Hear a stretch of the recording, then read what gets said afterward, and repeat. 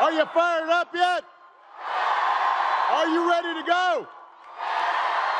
Oh, it is good to be back in Wisconsin. Good to be back in the Midwest. And good to be back in Milwaukee. Now, you may have noticed we're doing our rally a little early because we have to wrap up before the Packers-Lions game starts. So, cheeseheads, don't worry. I'm not trying to compete against that. And the Bears are also playing, so. Hey.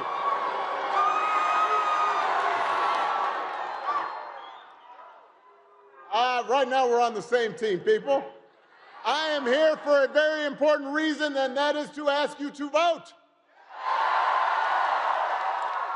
for one of my favorite congresswomen, Gwen Moore, for your wonderful Senator, Tammy Baldwin,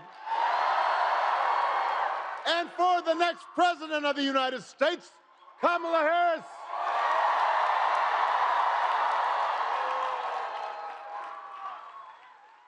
Now, if you have not voted yet, today is the last day of early voting in Milwaukee. You can still get it done before the game. I won't be offended if you leave right now. If you have an absentee ballot, do not put it in the mail at this point. Bring it to a drop box at any early voting site. And if you can't vote early, make a plan to vote on Election Day. November 5th, polls are open from 7 a.m. to 8 p.m. Just go to let me make sure I get this right, wisdems.org/vote. And that'll tell you where you can go. And remember to bring your photo ID. And then get your friends and your family to make a plan to vote too, because together, in 3 days, we have a chance to choose a new generation of leadership in this country and start building a better and stronger and more hopeful America. Now, I don't think it's any news to you that this election is going to be tight.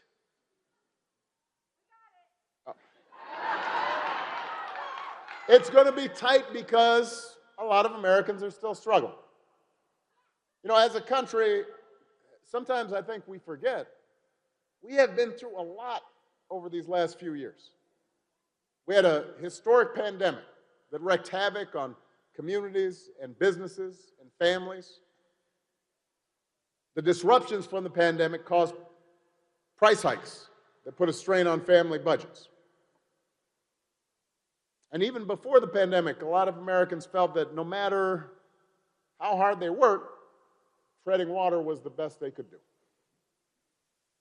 So I understand why people are looking to shake things up. What I cannot understand is why anybody would think Donald Trump will shake things up in a way that is good for you.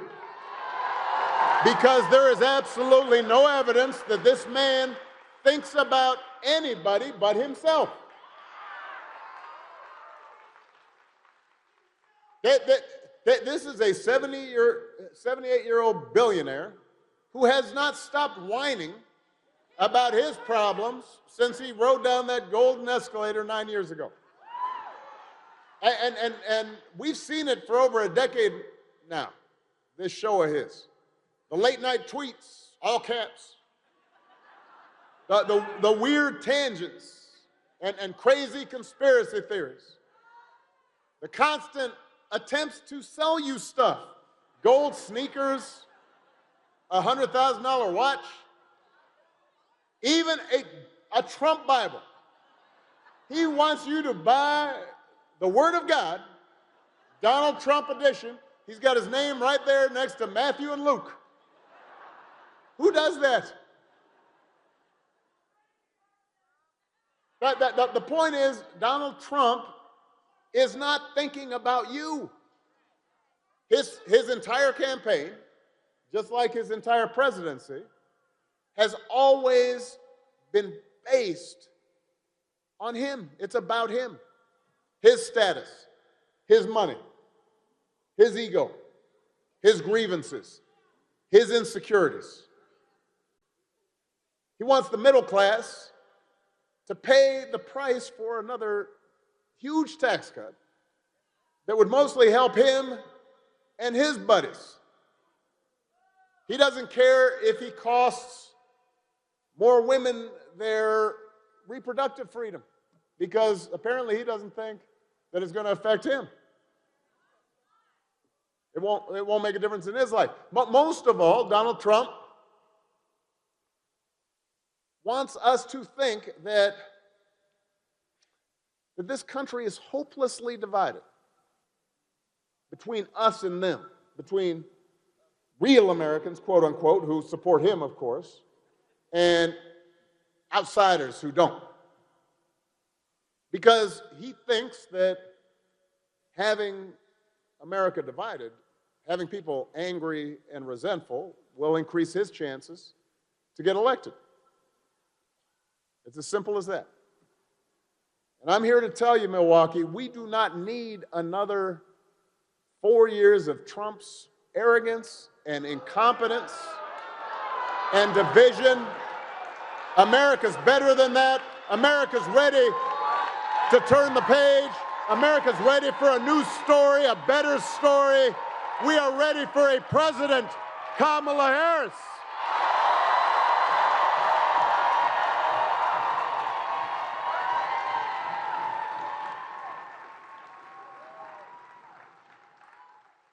And the good news is Kamala Harris is ready for the job. This is a leader who has spent her life fighting on behalf of people who need a champion. Kamala was raised by a middle-class family, mostly by a single mom.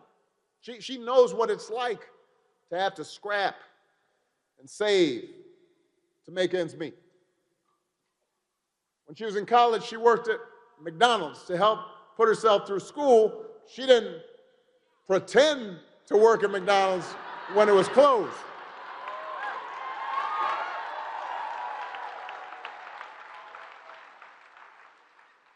Her mom was I guess, 5 feet tall, little brown woman with an accent.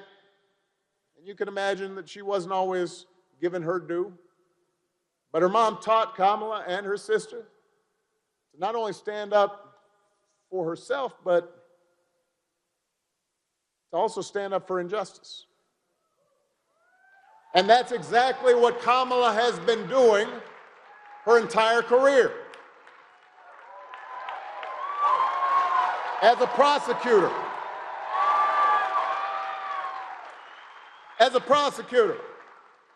Kamala stood up for children who had been victims of sexual abuse.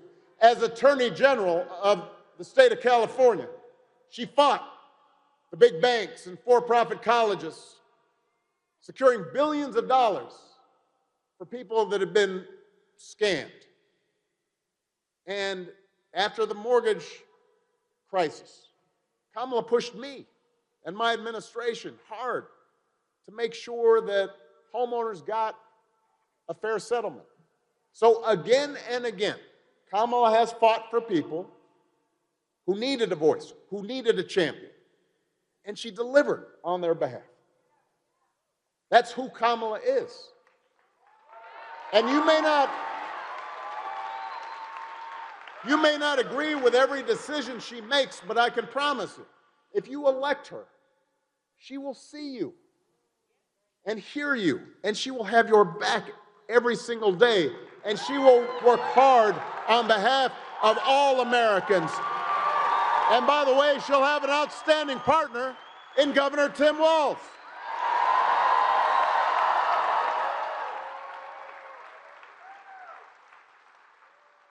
I love that dude. He is a veteran, he's a teacher, he's a coach, he was a great governor. Turns out he can even take a vintage truck apart and put it back together again? You think Donald Trump can do that? Do you think Donald Trump has ever changed a tire in his life? If he gets a flat tire, he calls his chauffeur, Jeeves. Jeeves, change that tire. I don't know if his chauffeur's actually named Jeeves, but I like to think it's Jeeves. The point is, if you elect Kamala and Tim, they know something about your life because it's been their life. They'll be focused not on their problems, they'll be focused on yours. And that's why, for so many of us, the choice in this election seems like it should be so clear. I mean, on the one hand, you've got a former president whose time in office was characterized by so much chaos and scandal that he was impeached not once, but twice.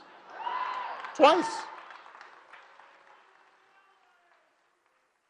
And on the other hand, you've got somebody who cares about working people and who has served with distinction in every office that she has ever held. But here's the thing, Milwaukee. We live in a big country. Wisconsin's a big state. People have a lot of different points of view. There are voters out there who are just as passionate about Trump as we are about Kamala. And just like the last two elections, this one is going to be determined by a handful of people who are genuinely torn about who to vote for or are debating whether to vote at all. Which is why, if y'all don't mind, I want to speak directly to those who may be watching, may be listening, friends of yours, maybe a few of you who are still here, who are still undecided. Those of you those of you who see Donald Trump, or those of you who are concerned about democracy but are more concerned about making ends meet, or those of you who understand the difference between the two candidates but don't think this election will actually make a difference in your life. Now, when I talk to folks that are genuinely undecided, the first thing they'll say is that they want a president who will improve the economy. And that makes sense. Even though wages are steadily growing, unemployment is relatively low, inflation is finally slowing, but the price of everything from healthcare to housing to groceries is still too high.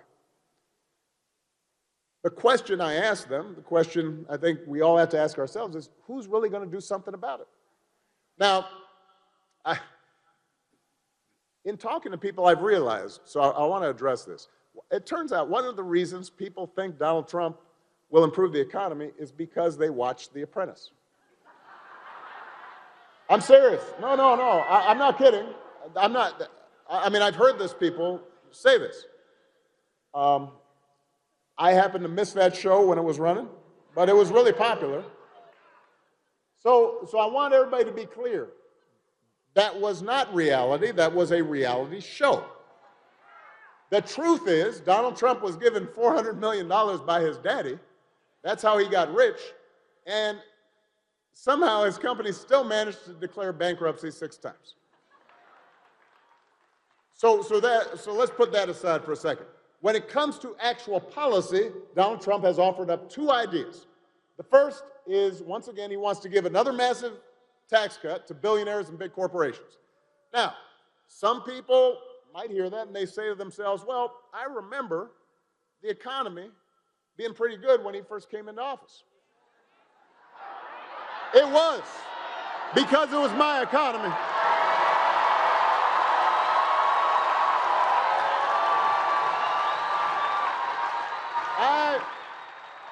I had spent 8 years cleaning up the mess the Republicans left me.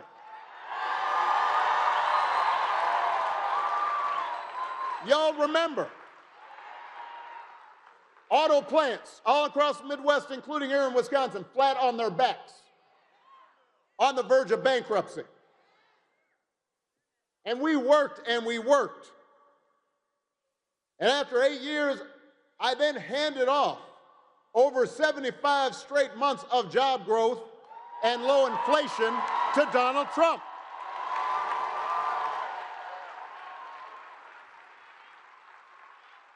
And the only thing his tax cuts did back then was to help folks that were already doing good and drive up the deficit in the meantime. Trump's other big idea is to slap a tariff on everything from food to TVs. Now, almost every economist who has looked at this idea says that won't lower prices, that makes prices higher. And when he's challenged on this point, Trump will brag about, well, look at gas prices. They were $2 a gallon when I was in office. You know why gas was so cheap? Because there was a global lockdown during COVID and nobody was driving. And he's talking about it like it was the good old days. I want us to remember that. Yes, gas was super cheap because we were stuck inside the house. Nobody was buying gas.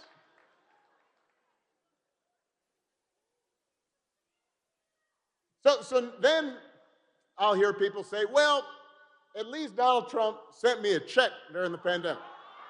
Well, y'all have heard this. I guarantee you some of you have heard this from somebody. So I want to clear this up as well.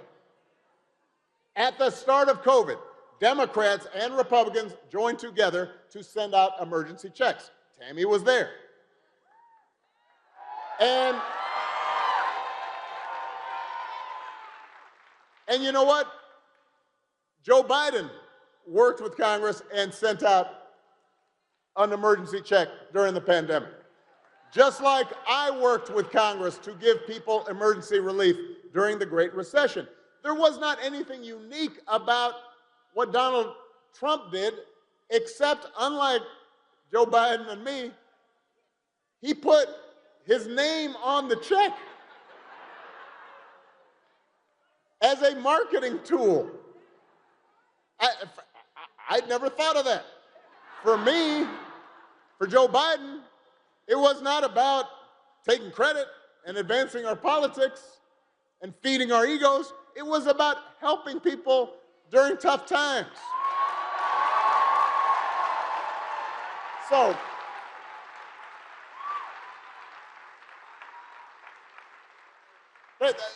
the point is, for those of you who are still making up your minds out there, do not give Donald Trump the benefit of the doubt because he was on a reality show. And certainly do not give him credit for an economy that he inherited. There is only one candidate who has offered serious ideas about how to drive down prices and make this economy work for everybody, and that is Kamala Harris.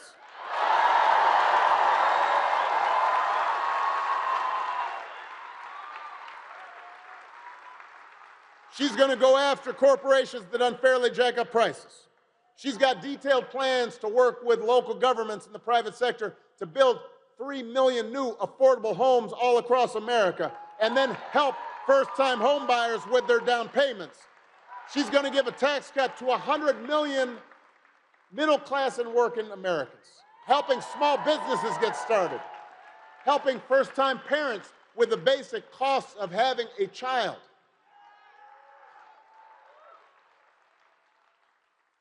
Now let's talk about health care. If you ask Donald Trump what he's going to do to make health care more affordable, he's got one answer, and that is repeal the Affordable Care Act. And he's not by himself. The other day, the Speaker of the House, the Republican Speaker of the House, Mike Johnson, said there would be, quote, no Obamacare if Trump wins. Now, do not boo. Vote. Now, neither of them can really explain why they want to end it, except for the fact that I did it. The problem they have is, guess what? The Affordable Care Act works. Almost 50 million people have gotten health care because of it. Another 50 million have the security of knowing insurance companies can't deny them coverage because of a pre-existing condition. the more people benefit, the more popular it has become.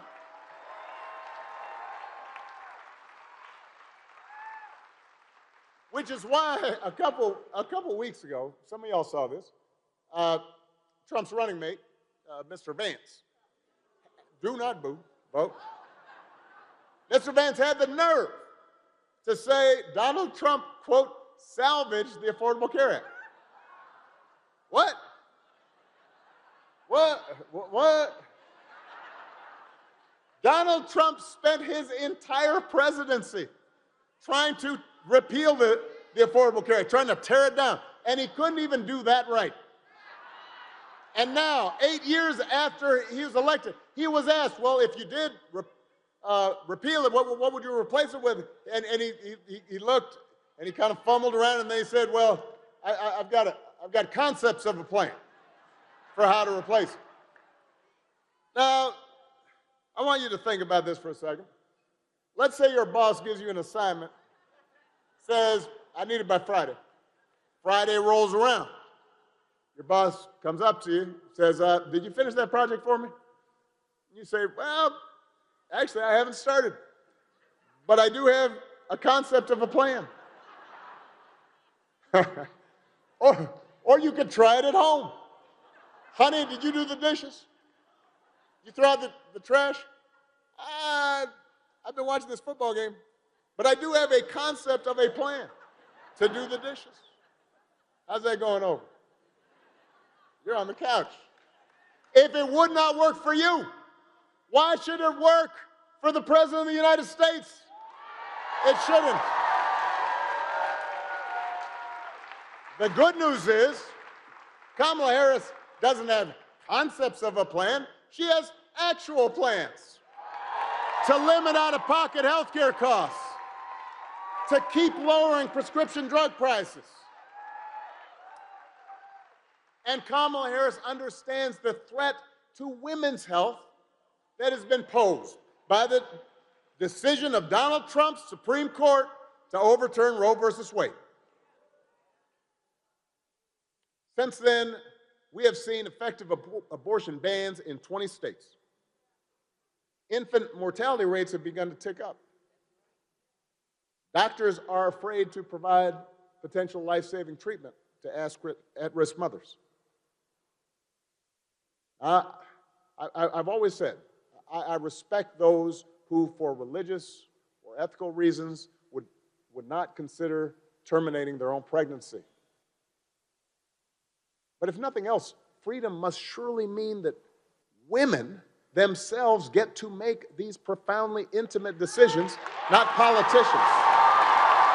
And that's why, if Congress passes a bill to restore the reproductive freedom that women had for nearly 50 years and that Donald Trump bragged about taking away, Kamala Harris will sign it into law.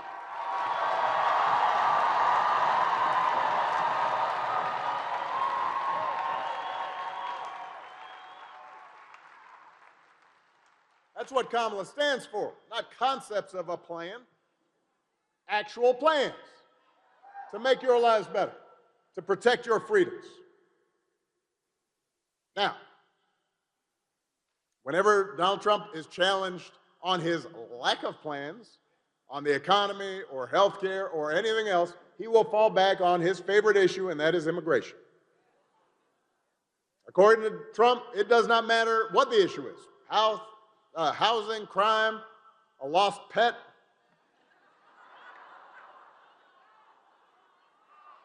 If you just let him round up whoever he wants, ship them out, all your problems will be solved. America will be great again. So let's talk about immigration for a second. A lot of folks have legitimate concerns about what's happening at our borders. It is critical that the next president work with Democrats and Republicans to make sure our borders are orderly and secure. We are a nation of immigrants. We are also a nation of laws. And we have to make sure that those two things work together. But, you know, whenever the issue of immigration comes up, Donald Trump likes to say it's Kamala Harris's fault. She's been vice president for 4 years. Why didn't she fix it? Wasn't Donald Trump president for 4 years? Why didn't he fix it? If rounding up and deporting millions of desperate people is the answer to everything, why was the number of undocumented immigrants basically the same when Donald Trump left office as when he took office? Think about that. I'll tell you why. Because Donald Trump doesn't have a real plan to solve immigration. He's got a concept of a plan, and it's a mean and ugly concept. You know what would actually bring order to the border and fix our immigration system? The bipartisan deal that Kamala Harris supported, even though it was written by one of the most conservative Republicans in Congress. Donald Trump, on the verge of the vote, told Republicans not to vote for it because his mindset was, I want this issue to run on. I want to be able to fear-monger. That's how I'm going to win this election. That's how he was thinking. We do not need a president in Wisconsin who will make problems worse just to make their politics better. We need a president who cares about solving problems and making your life better. And that's what Kamala Harris will do.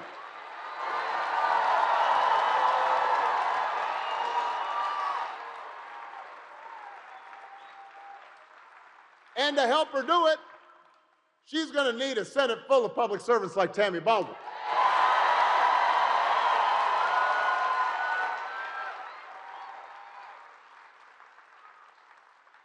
Tammy spent her career fighting for things like good jobs and affordable health care and medication and personal freedom. She knows how to make a difference. She has proved she can make a difference. Remember how the Affordable Care Act lets young people stay on their parents' health care plan until they're 26? Tammy wrote that part of the bill. She knew it was important to Wisconsin families. That's the kind of workhorse and not show horse that we need in Washington. That's the kind of person who's going to help get Kamala in office and help Kamala get stuff done. Somebody who shares our values. Somebody who wants to move this country forward and not back. Yeah, she's really good.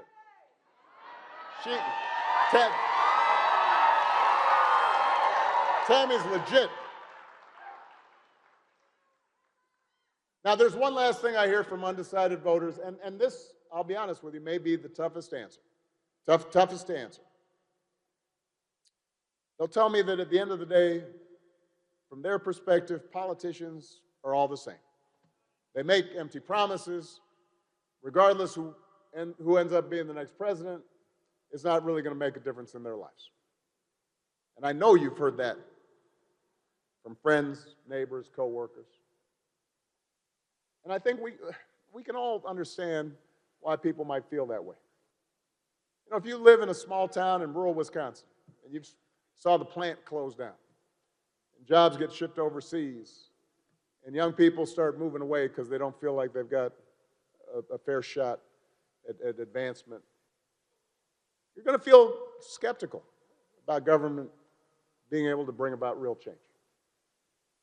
If you live in a neighborhood in Milwaukee where gun violence and the drug trade are a fact of life, and parents are scared about their kids just getting to and from school, you're going to feel the same way.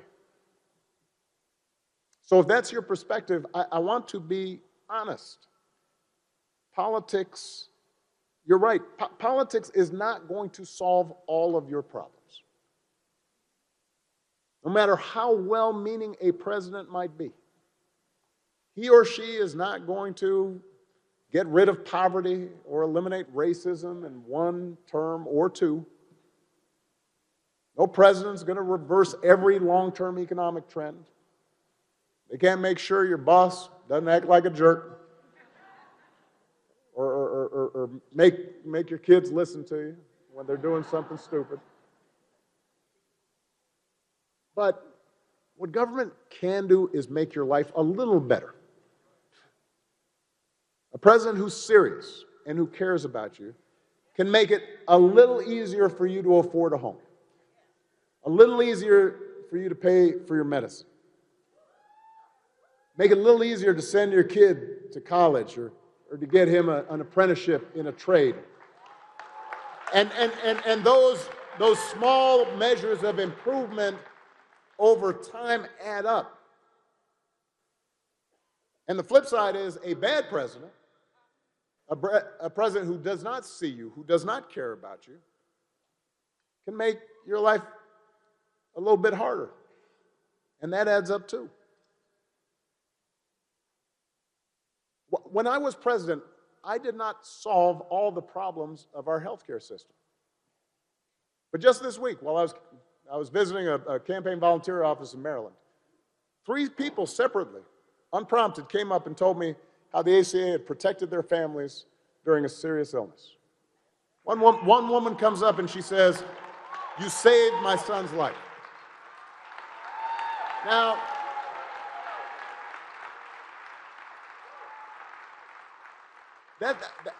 I promise you, every single one of you here, somebody you know has health care because of the Affordable Care Act.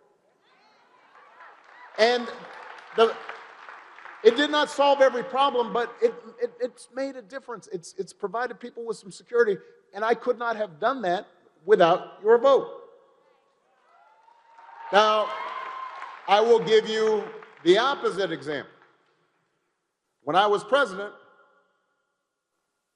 we had to deal with Ebola and H1N virus, and so I started really studying issues of pandemic, and I called my team together in my second term, and I said, we need to put together a playbook for how to deal with pandemic, the same way we have a playbook for how to deal with natural disasters, hurricanes, floods, et cetera. What are we going to do? And so we put together the playbook, we called together all the agencies, sat them down, we ran what are called tabletop exercises to practice. How are we going to deal with the state public health systems? What are we going to do with the schools? What kinds of travel restrictions might be put in place? How do we accelerate vaccines? Had it all in this big book. And so when Donald Trump comes in, I hand it to him.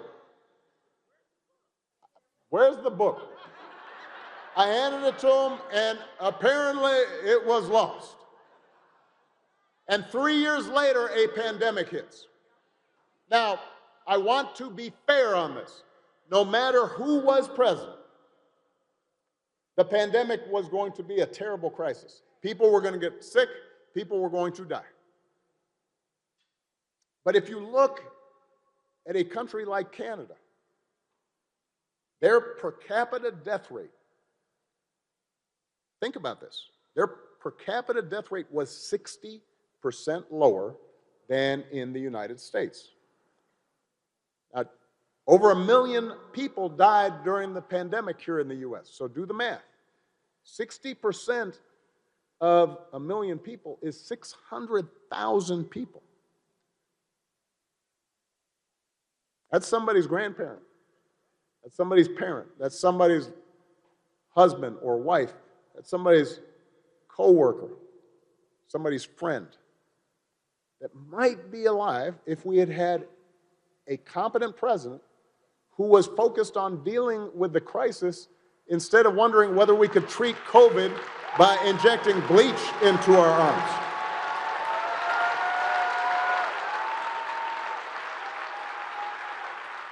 So if somebody tells you this election does not matter,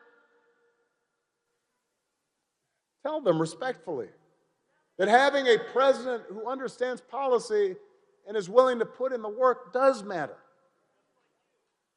And for those of you who, even after they hear that, are still undecided, let me tell you what else matters.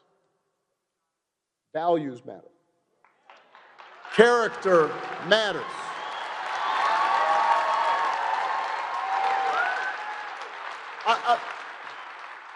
A president makes 1 million decisions. And most of the time, they're judgment calls. The easy decisions, the obvious decisions get made by somebody else. The hard ones are what gets to the president's desk.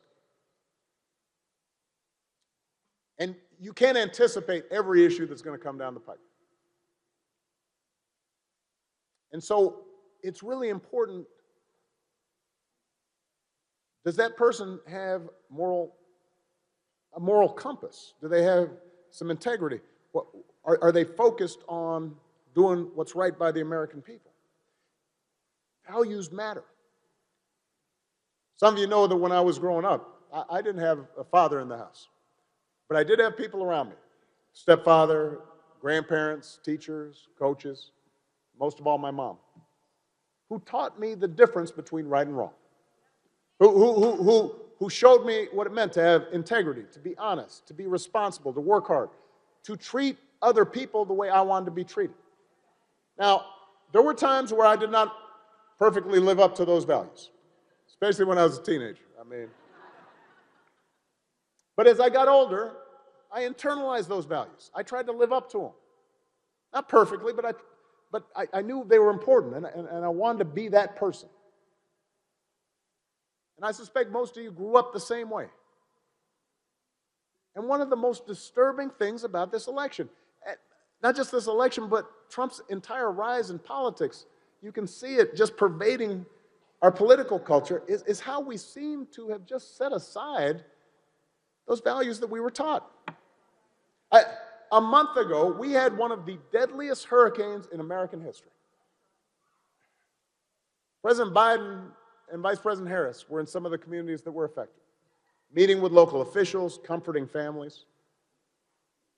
And at the same time, Donald Trump and Vance were making up stories about the Biden administration withholding aid, not giving it to Republican areas, giving it to undocumented immigrants, just making stuff up. Even Republicans on the ground said, that's not true. That's a bald-faced lie. My question is, when did that become okay? At a time when people were desperate and they need help, why would you try to exploit that for political gain? No matter where you stand on the issues, no matter what party you belong to, why would you go along with that? If your coworkers acted like that, they wouldn't be your coworkers for very long.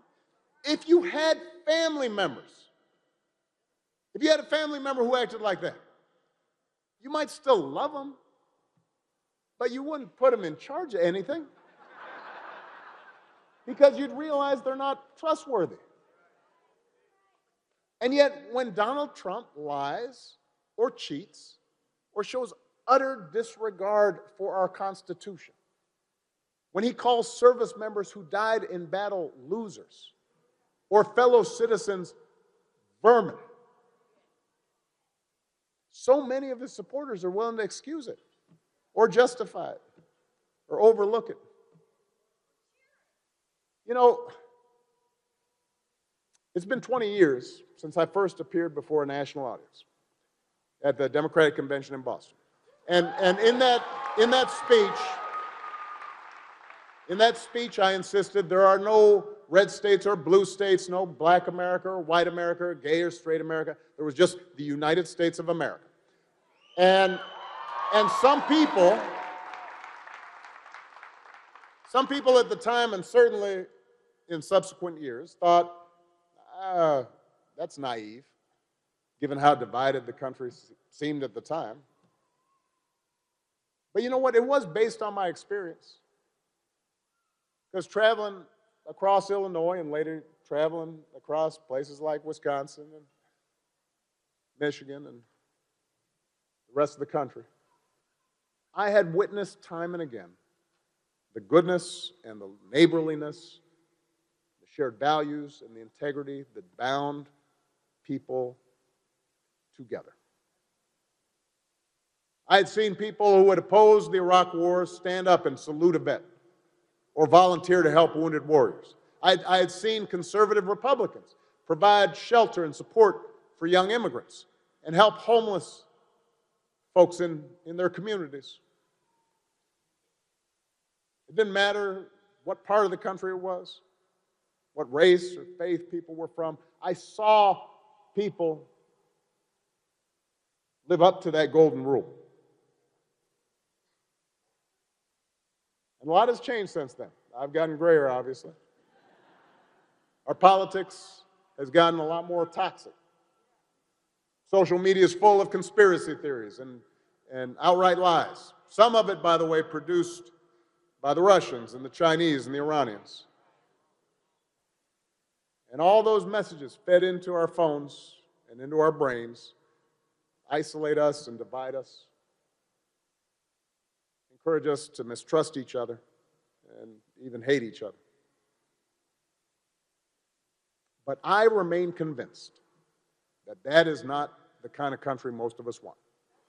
I believe that the vast majority of people in this country are good, and that they are honest, and that they are generous, and that they are fair. And whether they are Democrats or Republicans or independents, they want those values reflected in their politics.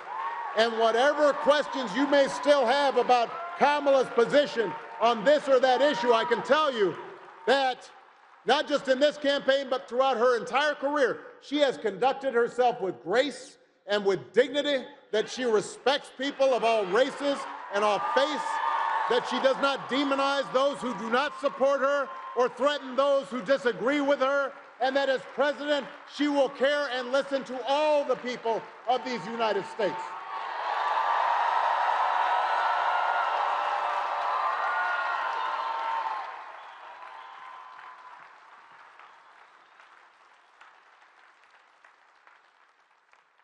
So in these last 3 days, as I hope you are talking to people who are still undecided, I hope the conversation isn't just about policy. I hope it's also about values, about decency. If you're a small business owner who thinks Democrats are too quick to regulate, that's a legitimate debate to have. But what does it say when Donald Trump's history as a businessman is littered with so many scams and lawsuits that people in his own hometown don't want to work with him? Would you do business with someone like that? And if you wouldn't, why would you want him as your president? Regardless of what your party affiliation is. If you're a union member, think about who's more likely to look out for your interests. Somebody like Kamala, who has stood up for working people all her life, or somebody like Donald Trump, who has encouraged union busting and stiffed his own workers. If he cheats them, what's he going to do for you?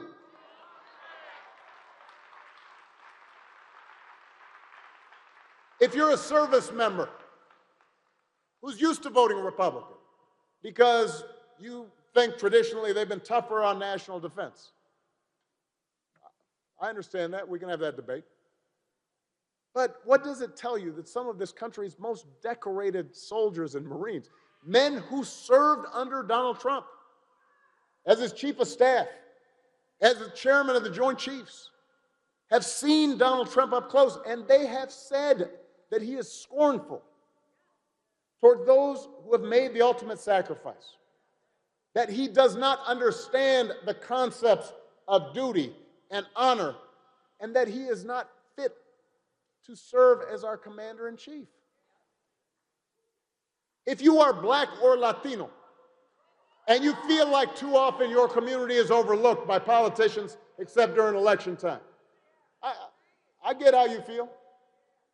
But why would you think the answer is to vote for someone who has a long history of demeaning and disregarding your communities, whose family business was sued for not renting to folks that look like you, who cannot apparently understand how an NBA superstar could be both Greek and black,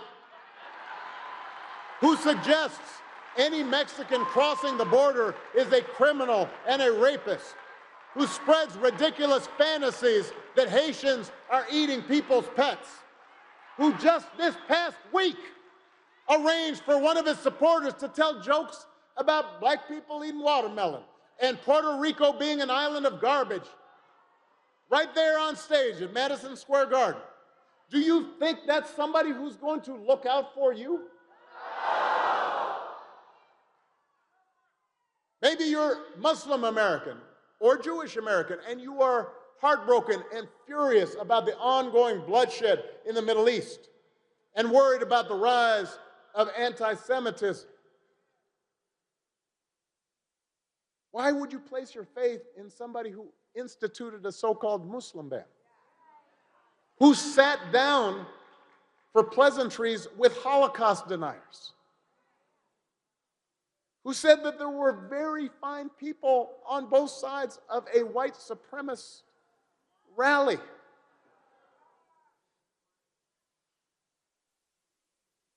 And if any of you have a dad or an uncle or a coworker or a drinking buddy who says he's thinking about voting for Trump because he's tired of cancel culture, or because he's uncomfortable with Kamala's position on transgender issues, or because he just thinks that America needs a strong, tough leader who will get stuff done,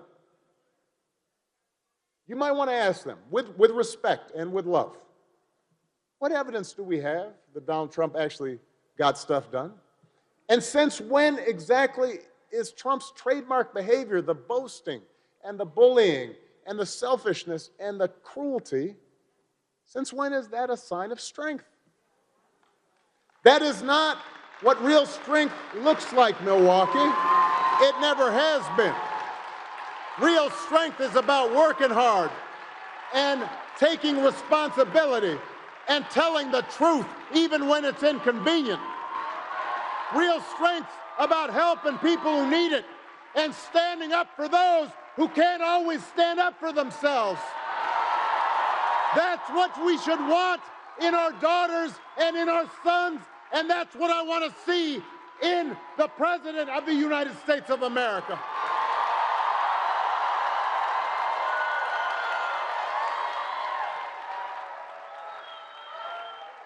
And fortunately, in Kamala Harris and Tim Walz and Tammy, Baldwin, you have candidates to vote for in this election who demonstrate that kind of character, who know what real strength looks like, who will set a good example and do the right thing and lead this country better than they found it. So if you are still on the fence in this election, think about what really matters. Think about the values we were taught by our parents and our grandparents. Think about the kind of country we want to be. And understand that your vote really does count. Here in Wisconsin, a single precinct might be decided by 10 or 20 votes.